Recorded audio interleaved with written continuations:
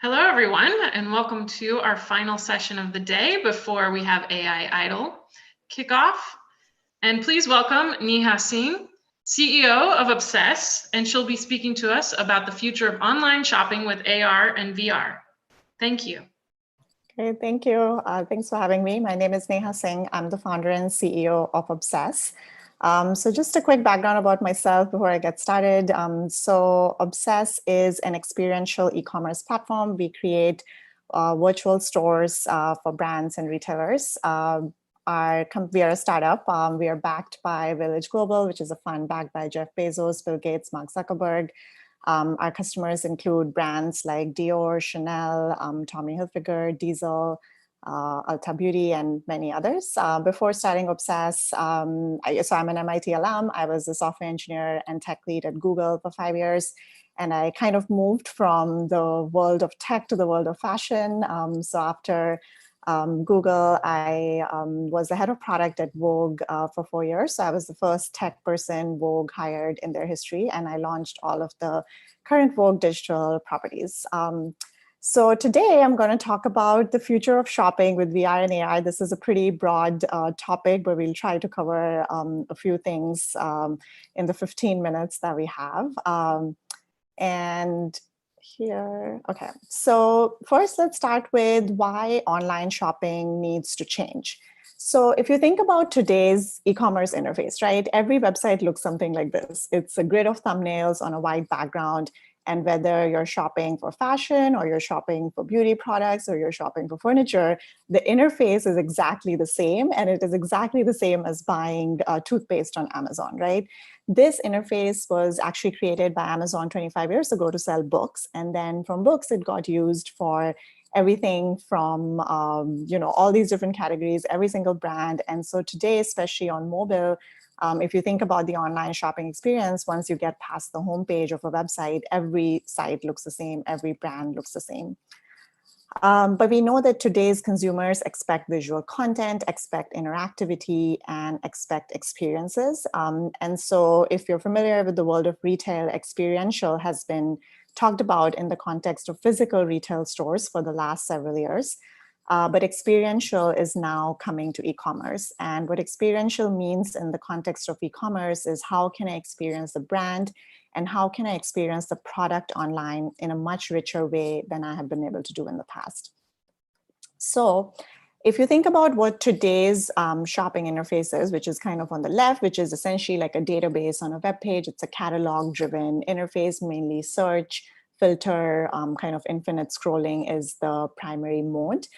The future online shopping interface will look something like what's on the right, which is visual, it's contextual, it's intelligent, creative. It's actually going to be custom designed for every brand, category, and even every user. So what I'm going to show kind of for the rest of the slides are a lot of things that do exist today, some things that don't exist today, but the basis of these technologies does exist today. And this is what will gain adoption over the next several years. And we'll talk about why that is, like what are the fundamental infrastructure changes that are happening that will enable these kind of richer shopping experiences and how VR, AR, and AI kind of all play into that.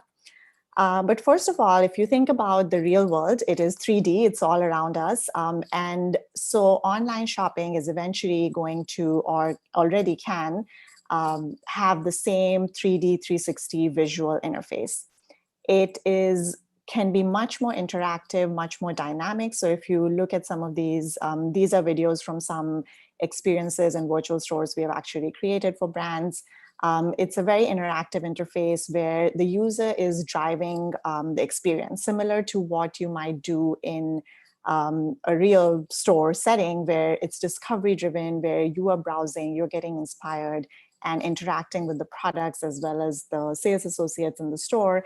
And that's the really kind of interactive interface that you're going to see in online shopping.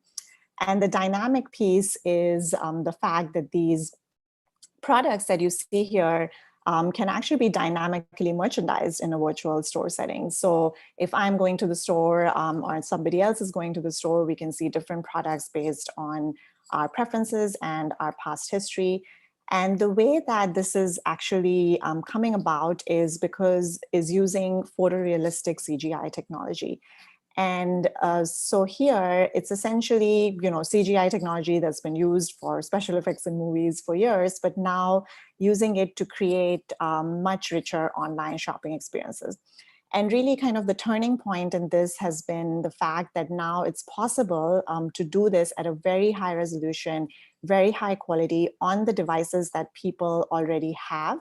So this is all happening on a mobile device or on your desktop. You don't need to download an app. You don't need a VR headset. It's using the hardware that's available very commonly today and is very accessible, and being able to render these really kind of high resolution, high quality experiences that make the entire experience so much more rich and so much more vibrant and actually closer to the products that you're actually buying and the brands that you want to experience. So yeah, as I just said, this is really kind of the turning point for where virtual shopping as a concept has been around for a really long time, or even for 20 years. In theory, it has always been kind of this dream, but now it's actually possible, and it's actually even possible to do on the web. And over the next 5 years, this is really where the adoption we are going to see. Headsets will come down the line at some point, but for the near future, it is really all about kind of hardware that people have. And even with that, not even having to download an app, but really making these experiences very seamless for consumers. And the cool part about these new online shopping experiences is that they don't have to all look like retail stores, right? Like they can actually be contextual environments. So if you're shopping for travel products, you can be in a virtual private jet. If you're shopping for a birthday party, you can actually be in a birthday party. And this improves the shopping experience both for the consumer, because they can now see products in context of how they will be used versus everything and on just like a white background and everything looking the same size. You can see things in their actual realistic size. You can see how it fits into your house, both through kind of virtually creating an experience like that, or bringing it into your real space through camera-based AR.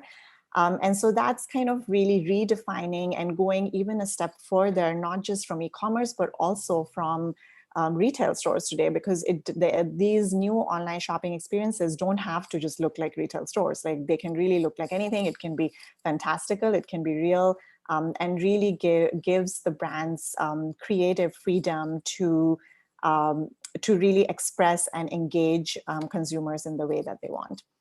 And then from this virtual environment, as I just said, you can actually pull products into your real environment with augmented reality. And this can now happen all very seamlessly, on your mobile device. And you can bring a product up in your space that's very realistic. And so here, the main sort of barrier to seeing more and more of these experiences is really the 3D production of products. And there's a lot of people working on that, both in sort of automated ways, as well as using photogrammetry, which is actually shooting the product from all sides and getting like a 3D model from it. What we're also going to see is personalized interaction. So you've obviously seen the customer service kind of chatbots on most e-commerce websites on that sort of live on the bottom right corner. But in the future, we'll start seeing much more richer interactions with sales associates, similar to how you see in a store. And this type of technology, especially over the last 3 months because of COVID, has gained even more prominence, and retailers are looking at this in a big way to kind of utilize the sales force that they have in the retail stores, but now put them to work online. So This is the first immersive showroom experience especially for you. And so you're going to have very personalized interactions. And so the other element in this, in the video that just came up, so the personalized interaction was the first piece, but the second element is all of those kind of clothing that's being shown on CGI models, is all of that is happening automatically, and it's happening through AI, where the way that the fabric stretches and the way that it moves is, we can now kind of simulate all of these things. So we can either use that to create showcase videos for how this will look, or we can even show it on the consumer in that way. So again, just a much richer way that you are able to experience these products now, with the combination of all of these technologies. Now you're seeing more and more live streams in the shopping experience. In this particular example, this is a live stream of a runway show, where all of that is kind of part of your shopping, of your rich shopping experience. Virtual try-on, of course, is the first thing that most people think about. So that's why I kind of talked about other things first as sort of the non-obvious use cases. But here you can obviously imagine that when you are shopping a product online and then you're able to see yourself moving, either by kind of superimposing it on your current self, or even having these like pre-recorded almost like videos of yourself on which you can see these products. And also what all this will enable is really fit diversity. So because a lot of these things are now automatically being generated in terms of both CGI models, 3D models of clothing, we're able to now see products on a much wider array of body types. We will be able to do that much more easily than today, what's possible today, which is more rigid because it's being shot on people, and there's obviously like limited budget to do that in a very big way. So these are kind of some of the pieces that really bring together VR, AR, and AI in terms of how online shopping is going to change. And we have started seeing some of these elements already today in small pockets. And then a quick few minutes on what is the impact of all this on the retail experience and the retail stores. And by retail, I here mean like physical retail stores, essentially, as online shopping becomes richer in this way. So first is that you're essentially going to have ubiquitous access to retail stores, in the sense that you don't have to actually be in the retail store to shop it. You will be able to shop any retail store from anywhere in the world. And this is essentially by bringing those retail stores online, which really increases their reach, increases their audience. And now, this is the Levi's store in Times Square in New York, but now anywhere in the world, anywhere in the country, you're able to actually go and shop that store. On the flip side of that, you can also pop up a store anywhere with augmented reality. So this is just an empty sidewalk, and now you can actually have, and this can be in your home or it can be anywhere, like you can have these kind of realistic 3D shopping experiences where you can see products on, very clearly. You can see products in the way that they will look and in the way that they will be used. So it also changes like the value of retail real estate. And so ultimately what all of this will result in is that for the retail that does exist, it will need to have a much higher ROI. And that will be possible, through the use of all these technologies, is by actually broadening the reach of that retail store, by making it virtual, by increasing the life of pop-up stores. So of course, during the next year, the physical retail activity is going to be dampened because of COVID, but eventually there will still be physical retail stores. People will still want places to go to, but just that for a retailer to be able to do that, they will just need much higher ROI, which they will be able to get by incorporating all of these technologies into that retail experience. So the last part of what I'm going to talk about, and then we'll go to questions, is that why, is this shopping experience the way that we're describing it here? Why now is the time that this is actually going to change over the next 5 to 10 years? And the first reason for that is really the hardware. So if you think about kind of the power of mobile GPUs today, it's only very recently at the point that you're actually able to have these very rich experiences and render them, on the phone. And that's really what is going to propel this type of technology and rich experience going forward, is when we are as GPUs get even more powerful, as 5G comes, and this is obviously like heavy assets, and as this network speed increases, we are able to make richer experiences. So it's sort of the next phase of technology. The other point is that this type of interface, which is kind of 3D, 360, this has really been popularized by esports, and people are either playing games or they're watching games, and so they're used to this interface, and they're seeing it in many other aspects of their digital lives. But e-commerce has sort of like lagged behind in that area. But now you're going to start to see that. And lastly, thinking of shopping as a digital entertainment channel, which is still a pretty new concept, because if you think of shopping in real life, it is actually an entertainment activity. It's, you go shopping with your friends, it's for inspiration, but online has very much been about functional and efficiency, but you're going to see more and more it moving towards the entertainment side as well, where you just want to browse for inspiration. Like today, obviously that's happening on Instagram, but in these much kind of richer formats as well. And so I'll end with a couple of quotes, and this one is actually basically from a user testing of these experiences where the user said, it's so unique, it's vibrant, I get bored easily. And this does not bore me. This is like verbatim. To be able to find products, see new products in this type of way is just so fun and unique. This is awesome. So these are the kinds of like much, reactions from consumers that these experiences can create.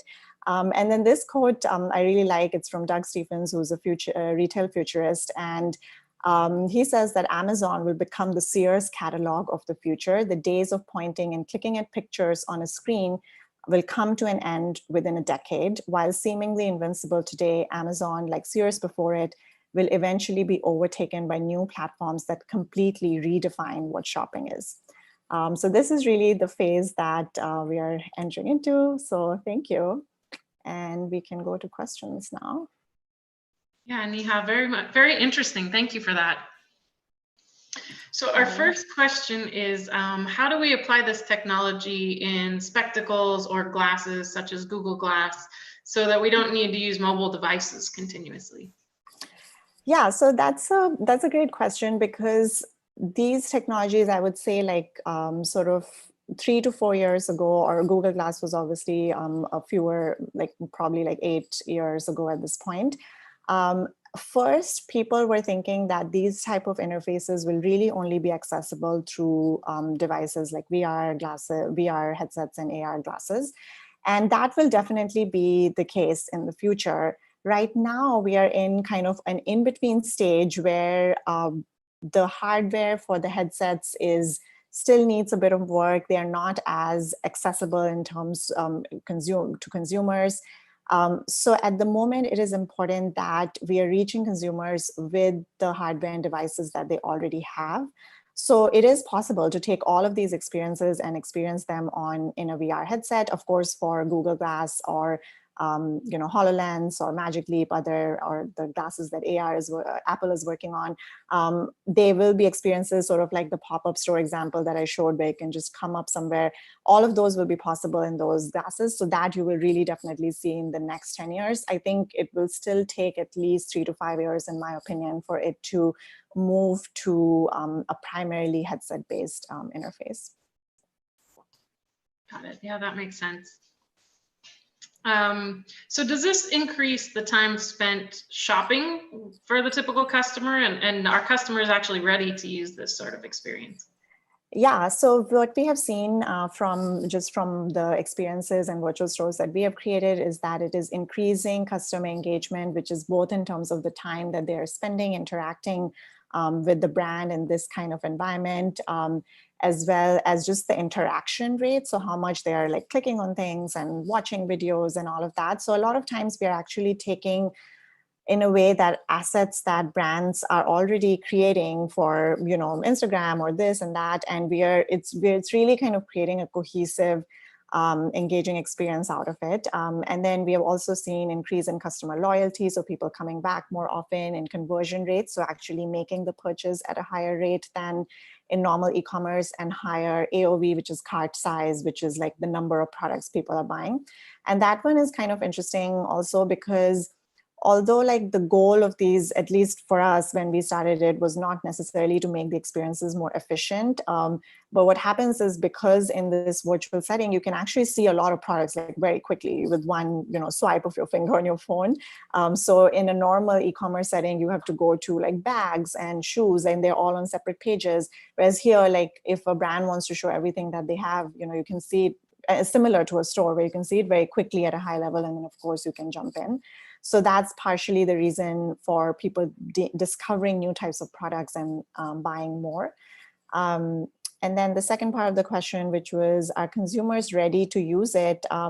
Yeah, so I think that is both a question of how easy you make it for consumers to use it. So I think getting this to work on mobile, getting this to work on the web, loading fast, like all of those concerns are what makes it easy for customers to use it. In fact, for us, the goal is customer doesn't need to know that this is VR and AR. Like they should just come to a link, it should work beautifully. It's intuitive, which it should be because it's how they're used to interacting in real life.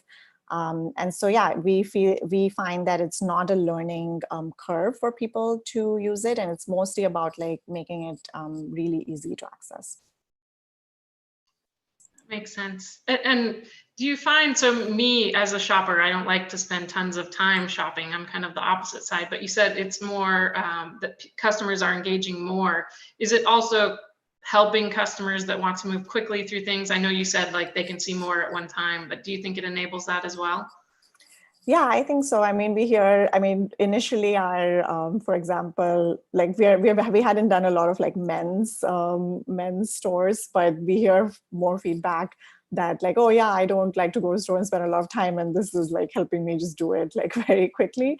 So I think there's different modalities in which people shop, and different use cases for when you're looking for something very specific and you know exactly what it is. Then the current e-commerce interface is great because it's pretty much like this database search query driven. But if it's more like you're looking for inspiration, you're looking for browsing, then maybe this type of interface. Or if you're not looking to go to the store, but you just want to do from home, which of course right now we are all forced to, but that is good for that use case as well. Yeah, makes sense. So our next question, and I should have let in for this session that this is the future of economy versus the future of health, but this one session on this day of healthcare. So Simon asked, interesting that this topic is in the health session. How can AI, AR, VR be applied to address things like shopping addictions or related negative behaviors? I don't know if you've thought about this at all and have something to say about it, but it is an interesting way to meld the two forms together. Yeah, I wouldn't say that I have thought about it in the past.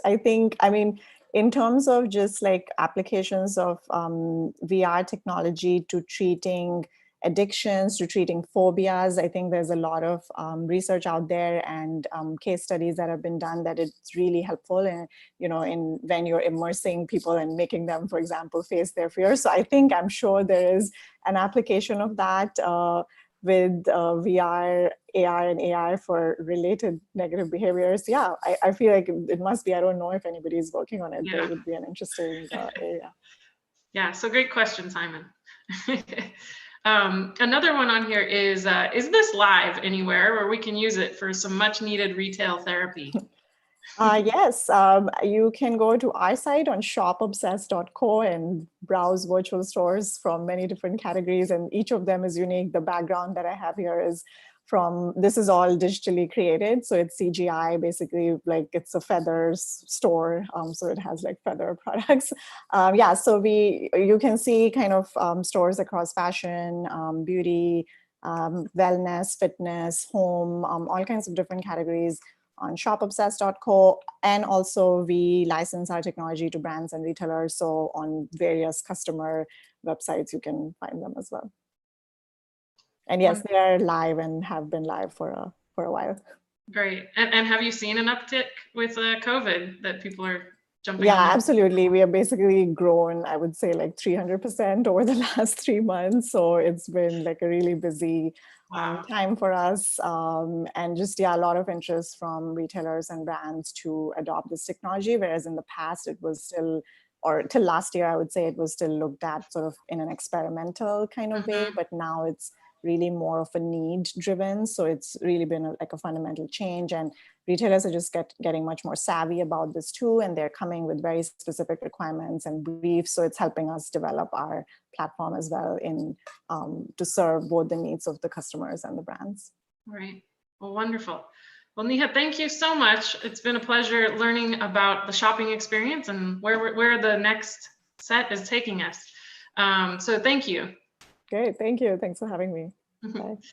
And for our viewers out there, we encourage you to join our next session, which is AI Idol. You'll get to see a pitch contest happen with various companies, and it's going to be exciting. They have the opportunity to get some money from investors as well. So thank you all for joining. Take care.